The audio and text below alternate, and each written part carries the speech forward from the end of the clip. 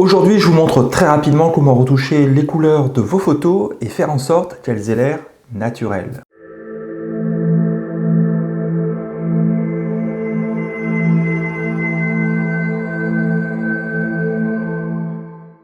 Si vous débutez en retouche photo ou que vous ne maîtrisez pas encore tout à fait cette discipline, combien de fois avez-vous été déçu par le résultat, surtout au niveau des couleurs?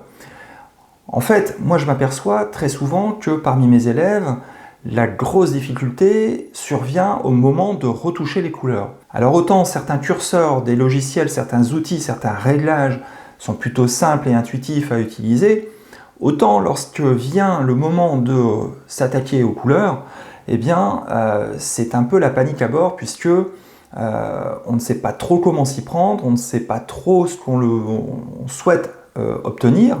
Et les logiciels ne sont pas non plus fournis avec un mode d'emploi. Alors, j'ai décidé aujourd'hui de vous montrer mes petites astuces dans la nouvelle version de Photolab, donc DxO Photolab 5. Tout cela pour vous aider à mieux retoucher vos couleurs et faire en sorte qu'elles aient l'air naturelles. Alors pour illustrer tout ça, eh bien, j'ai choisi une image que j'ai faite ici, il n'y a pas très longtemps, dans le Luberon. Nous voici donc dans la nouvelle version de Photolab, DxO Photolab 5, et vous voyez donc l'image que j'ai sélectionnée pour illustrer ce petit tuto sur les couleurs. Alors, la première chose à laquelle il faut faire attention, c'est la balance des blancs.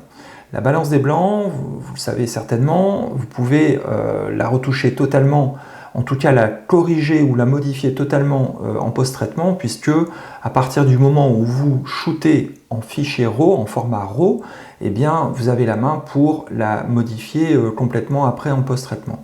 Ici, je vais la rétablir un peu parce que vous voyez, la photo a été faite en fin de journée, le soleil se couchait, et la lumière du soleil était vraiment très chaude, très chaleureuse. En revanche, moi ça me gêne pour retoucher les couleurs puisque je vais intervenir sur chaque couleur.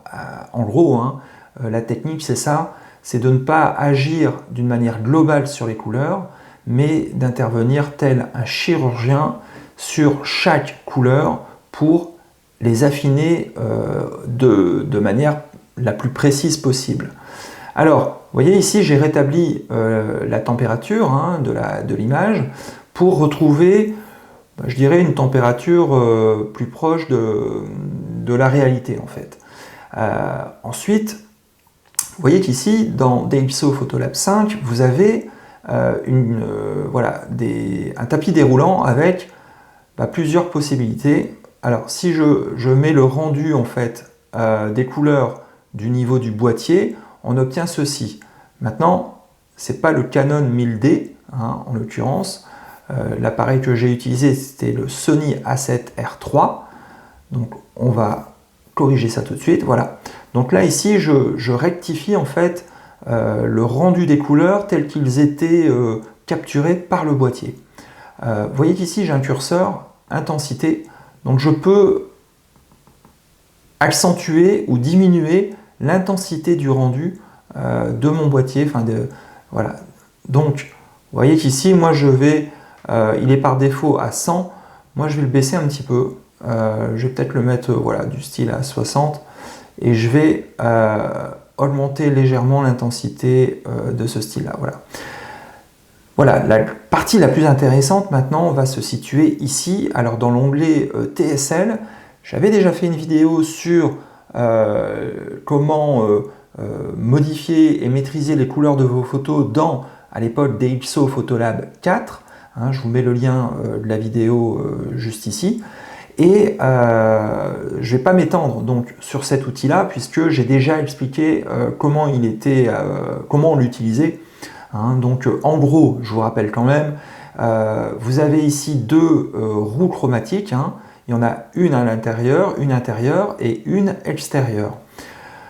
Il faut comprendre comment lire ces deux roues chromatiques. Eh bien, c'est très simple. C'est que la roue intérieure concerne les couleurs de l'image et la roue extérieure correspond en fait aux couleurs que l'on souhaite atteindre, les couleurs cibles.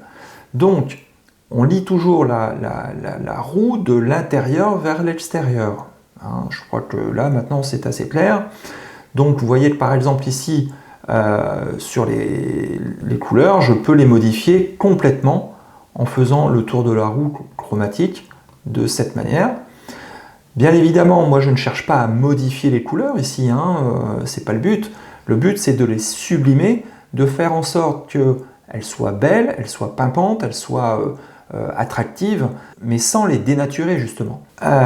Ici, moi ce que je voudrais, c'est redonner un peu de peps à toutes ces couleurs automnales hein, de la vigne. Vous voyez que les couleurs étaient vraiment magnifiques, hein, et là je les trouve un peu ternes par rapport à ce qui était la réalité. Donc, en gros, moi, ce que je fais, c'est que je vais ici, vous voyez, dans l'accentuation des couleurs, la plupart des photographes vont augmenter ces deux curseurs-là. Moi, ce que je vais faire, c'est que je vais enlever de la vibrance. Vous voyez, je vais vraiment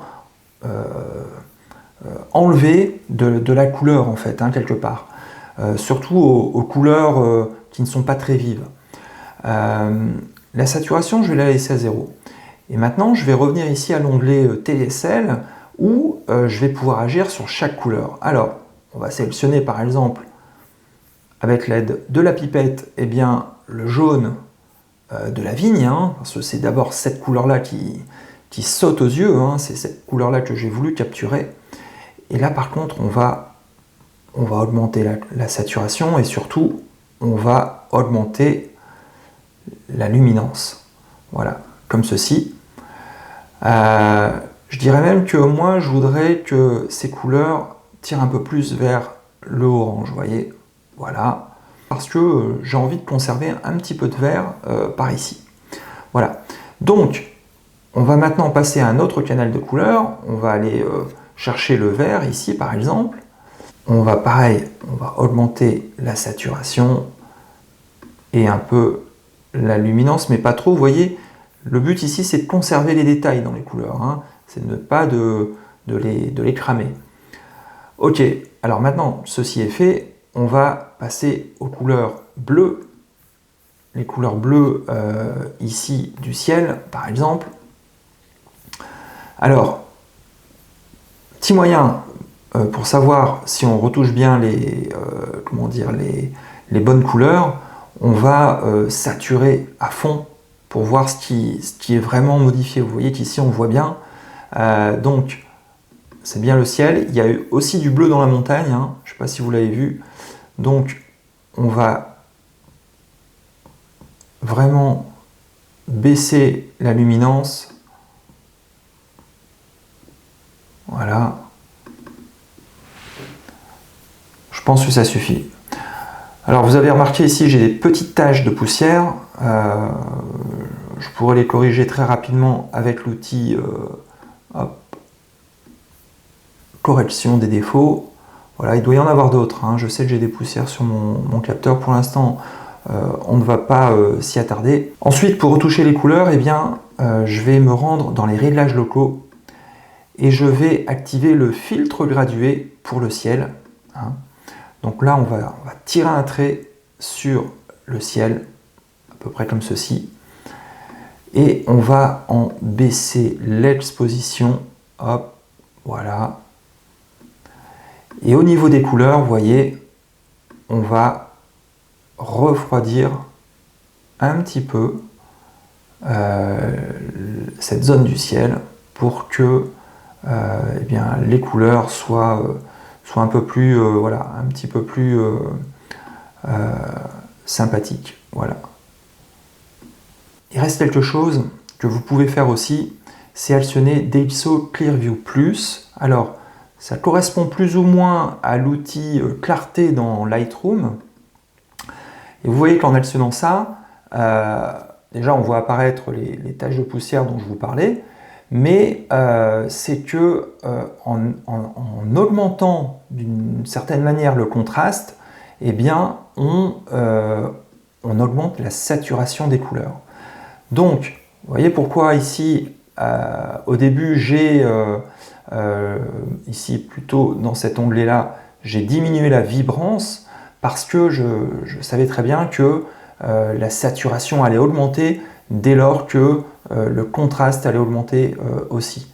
Donc, on peut régler un petit peu l'intensité, hein, vous voyez, pas obligé de suivre les recommandations de DxO. Voilà, je pense que là, ici, on a déjà quelque chose de sympa. Alors, dernier petit détail pour retoucher les couleurs. Vous voyez qu'ici, moi, je suis plutôt satisfait déjà. Hein, ça me fait déjà une image qui est sympathique, hein, qui me plaît bien, qui correspond à ce que j'ai vu et à ce que j'ai voulu capturer.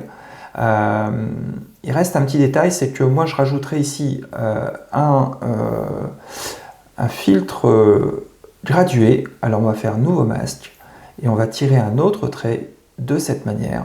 On va peut-être le... Voilà. Et je vais désaturer un petit peu ici.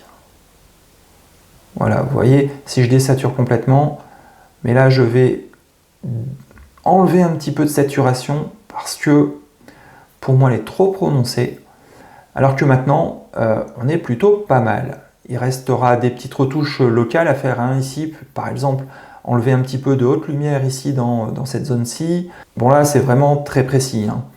C'est vraiment pour aller plus loin. On aurait pu aussi rajouter quelque chose. D'ailleurs, je vais baisser un petit peu, je vais remonter un petit peu l'exposition et on va en refaire un peu plus comme ça, voilà. Ça sera beaucoup plus joli. Je vais vous montrer à présent, pour que vous puissiez bien vous rendre compte du résultat, l'avant et l'après, hein, puisque en faisant comparer ici, on a l'image avant sans aucune correction et l'image après. Vous voyez que ça n'a pas grand chose à avoir, hein. Ici on va pouvoir bouger le curseur et voir que effectivement, vous voyez même au niveau des taches de poussière, que tout a été corrigé, hein. Donc vous voyez que le résultat est vraiment très parlant avec DxO Photolab 5. Voilà, j'espère que cette vidéo vous aidera à retoucher plus facilement et surtout plus rapidement les couleurs de vos photos pour faire en sorte qu'elles aient l'air naturelles au niveau de leurs couleurs. J'en profite aussi pour vous dire que DxO offre jusqu'au lundi 29 novembre une réduction de folie sur tous ces logiciels, donc y compris DxO Photolab 5, y compris la Nik Collection que j'affectionne tant, et tous ces autres logiciels. Petite précision aussi pour tous les détenteurs de Fuji, DxO Photolab 5 prend en charge maintenant les Fuji X-Trans.